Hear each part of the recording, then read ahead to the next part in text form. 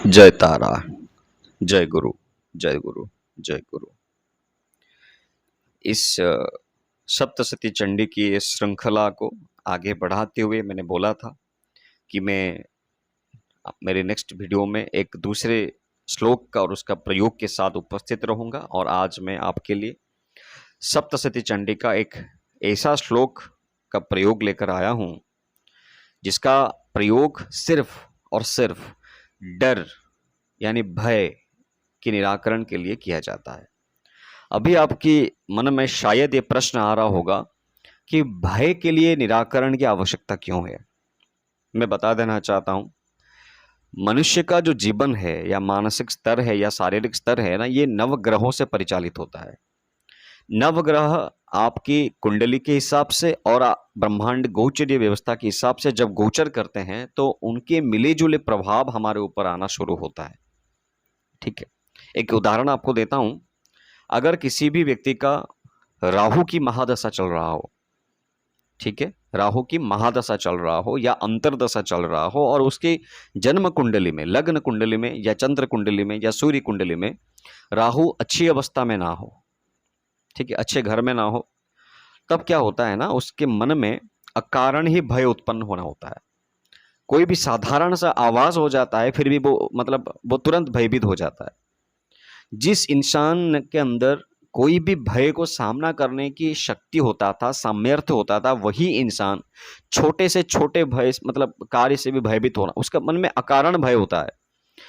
हानि होने का भय, हराने का भय, शत्रु से भय, मृत्यु से भय, कोई दुर्घटना से भय, कुछ भी साधारण सी कार्यक्रम में भी कोई भी साधारण से प्रभाव में भी वो भयभीत हो जाता है। कभी कभी किसी भी इंसान को देखकर उसके मन में अनायास भय आ जाता है। और कभी कभी मैं तो ऐसा ही देखा हूँ, बहुत सारे मेरे बहन हैं, माँ हैं, जो उनको अकारण ही भय लगा रहता है। किसी से भी बाहर कोई भी ऐसा परिस्थिति नहीं होगा फिर भी उनके मन में अचानक भय का उत्पन्न होता है। तो इसका निराकरण करने के लिए यहां पर मैं बोलना चाहता हूं कि ये श्लोक का प्रयोग सभी प्रकार के डर को मिटाने के लिए प्रयोग किया जाता है। अभी आप मत सोचिएगा कि ये जो डर को मिटाने की प्रयोग होता है तो ये वास्तव में काम कैसे कर। देखिए, अगर मनुष्य का चंद्र, जो चंद्र होता है वो मन का कारक होता है। अगर चंद्र मजबूत है, जिसका मन में शक्ति है, उसमें अनायास सामर्थ्य होगा। आप देख लीजिएगा, कुछ कुछ इंसान होते हैं जो स्थूल शरीर में उनके अंदर उतना शक्ति नहीं होता जितना मानसिक स्तर पर होता है। उनको कोई भी कार्य दीजिए, वो उसको करने में सामर्थ्य रखे या ना रखे, पर वो कार्य को वो एक्सेप्ट करेंगे वो चैलेंज को। ऐसा कुछ इंसान आप अपनी जिंदगी में देख सकते हैं। तो इसका अर्थ होता है कि उनका मन बहुत मजबूत है। अभी मन में शक्ति होने बहुत अनिवार्य है। कुंडली में जब चंद्रमा के ऊपर राहु, केतु, शनि जैसे पीड़ादायक ग्रह की प्रभाव होता है, महादशा, अंतरदशा, सूक्ष्म अंतरदशा या गोचर की प्रभाव से, तो मन में अकारण और अचानक भय उत्पन्न होना शुरू होता है। तो इसको दूरीभूत करने के लिए यह मंत्र का प्रयोग किया जाता है। अभी मंत्र क्या है? मंत्र यह है, सर्वस्वरूपे सर्वेशे सर्वशक्ति समन्विते भयभ्यस्त्राहिनो देवी दुर्गे देवी नमस्तुते। फिर से बोल रहा हूं, सर्वस्वरूपे सर्वेशे सर्वशक्ति समन्विते भयभ्यस्त्राहिनो देवी दुर्गे देवी नमस्तुते। मां को यहां पर सर्वशक्ति का स्वरूप कहा गया है। मां को बोला जा रहा है कि हे मां, तुम सर्वशक्ति के स्वरूप हो। चाहे वो शक्ति दैविक हो, मानवीय हो, आसुरिक हो, सारा शक्ति तुमसे ही निकला हुआ है, तुम ही हो शक्ति। भयोभ्यस्त्राहिनो देवी, जो भय मुझे त्रस्त कर रहा है वो उससे मेरी रक्षा करो। चाहे वो किसी भी रूप का भय हो, हमको पता नहीं है क्यों हमको भय लग रहा है। माँ को हम प्रार्थना कर रहे हैं कि माँ, तुम ही वो शक्ति हो जिसके वजह से मैं भयभीत हो रहा हूं, और तुम ही वो शक्ति हो जो मुझे इस भय से निवृत्त कराओगे। तो तुम्हारी चरणों में मैं खुद को समर्पित कर रहा हूं, मेरी रक्षा करो, मुझे इस भय से निवृत्ति दो। अभी अगर भय का कारण मानसिक स्तर पर होगा तो वहाँ से आपको निवृत्ति मिल जाएगा। मन में अचानक बल उत्पन्न होना शुरू होगा, एक सामर्थ्य उत्पन्न होगा शुरू होगा, नई ऊर्जा का अनुभव करेंगे आप। अगर भय का कारण स्थूल रूप से है, बाहरी कोई शक्ति का प्रयोग हो रहा है, तो उसके लिए तो बोलने की ज़रूरत ही नहीं है। उसका तो निराकरण स्वतः और खूब कम समय भी होना शुरू हो जाएगा। अब इसका प्रयोग बता रहा हूं कि इस श्लोक का प्रयोग आप कैसे करेंगे।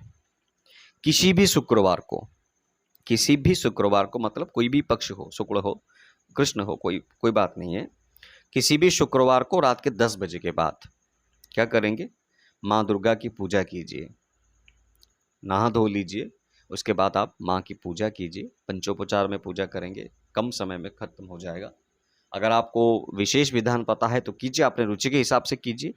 माँ की पूजा करने के बाद संकल्प कीजिए, माँ के सामने हाथ में पानी ले लीजिए और माँ को बताइए कि माँ, मुझे ये भय या डर सता रहा है। अगर आपको पता है कि भय का कारण क्या है तो उस कारण को बताइए। कि माँ, मान लीजिए कोई इंसान से आपको डर लग रहा है, तो माँ को बताइए कि माँ, इस इंसान की वजह से मुझे डर लग रहा है, भय लग रहा है, जीवन में हानि होने की भय लगा रहा है। मुझे इससे निवृत्त करने के लिए मैं तुम्हारा इस श्लोक की अनुष्ठान करने वाला हूँ, मुझ पर कृपा करो। जो बात मैंने हिंदी में बताया, आपको जिस तरह से बताया, उसी तरह से हाथ में पानी लेकर माँ को समर्पित कीजिए। और यकीन मानिए, ये संकल्पित कार्य ही है। संकल्प का अर्थ नहीं है कि संस्कृत में ही बोलेंगे तो संकल्प होगा, वो बात नहीं है। संकल्प का अर्थ होता है मन में, आपने मन से माँ के साथ आप एक एग्रीमेंट किए कि माँ, मैं तुम्हारे लिए ये कर रहा हूँ और तुम मुझे इस रूप में आशीर्वाद करो। और उसके बाद आप क्या करेंगे, ये संकल्प आप कर लिए, फिर उसके बाद एक माला नवाना मंत्र का जाप कीजिए। बस एक माला, 2 माला 3 माला नहीं, एक माला जाप कीजिए। उसके बाद जो श्लोक अभी मैंने बताया, सर्वस्वरूपे सर्वेशे सर्वशक्ति समन्विते भयभ्यस्त्राहीन देवी दुर्गे देवी नमस्तुते, इस श्लोक का 31 बार 31 टाइम इसका जाप कीजिए। उसके बाद फिर से एक माला नवाना मंत्र का जाप कीजिए। बस यही करना है आपको, इतना ही क्रम है, इसको बढ़ाना नहीं और घटाना नहीं है। एक ही माला की बात है, आराम से आप कर सकते हैं। एक माला नवाना मंत्र का जाप, फिर इस श्लोक का 31 बार पाठ, फिर एक माला नवाना मंत्र का जाप। और इसको तब तक करते रहिए जब तक आपको खुद अनुभव ना हो कि आपको भय नहीं लग रहा है, किसी से भी नहीं और किसी स्वरूप से भी नहीं। ठीक है, इसका मतलब आप ये मत समझिएगा कि आप निर्भय हो गए तो त्रिलोक में आप कहीं पर भी कुछ भी कर पाएंगे, वो बात नहीं होगा। अनायास और अकारण अगर आपके ऊपर किसी का प्रभाव है जिसके वजह से आपके अंदर भय का जागरण हो रहा है, तो उसका निराकरण हो जाएगा।